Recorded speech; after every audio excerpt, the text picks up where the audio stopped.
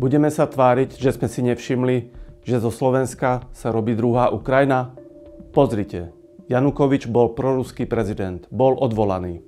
Fico sa tiež ukazuje byť proruským politikom a pokúsili sa ho odstrániť už dvakrát.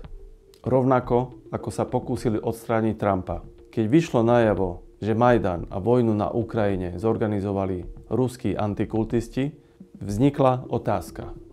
Prečo by likvidovali proruských politických lídrov? Tento muž na túto otázku odpovedá dokonale. Vypočujme si to. Mnoho lidí může napadnout otázka. Proč se politický lídr s vyhraněným proruským postojem stal terčem ruského Racirs? Je to jednoduché. Vysvětlím. Pro ideologii Racirs je nesmírně výhodné prohlubovat rozkol v lidech na Slovensku. Stejně jako pro ně bylo výhodné svrhnout proruského prezidenta Ukrajiny Viktora Janukoviče, aby prohloubili rozkol ve společnosti a zradikalizovali ji. Konec konců, když většina lidí volí proruského Fica, zvolí si ho, aby zastupoval jejich zájmy. A on je zabit. Je logické, že to následně vyvolá ve většině nenávist vůči prozápadní menšině.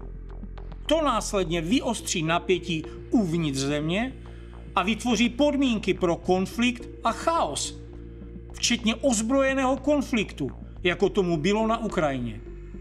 A to je pro ideologii Racirs mimořádně výhodné, s konečným vlivem na integritu a stabilitu celé Evropské unie. Je to stále stejná osvědčená metoda. Jsou totiž mistři řízeného chaosu a manipulace se strachem.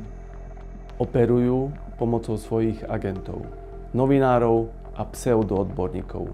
Teraz sa snažia nasadiť všetkých svojich psov a obrátiť karty proti hnutiu Alatra, ktoré sa zaoberá otázkami klímy a obhajuje práva ľudí. Pozrite si celé video a odhalí sa vám nový, neprebádaný svet mediálnej manipulácie. Pozrite si film Impact. Všetko pochopíte. Prepošlite tieto informácie organizáciám, ktoré sa zaoberajú ochranou ľudských práv a príslušným orgánom.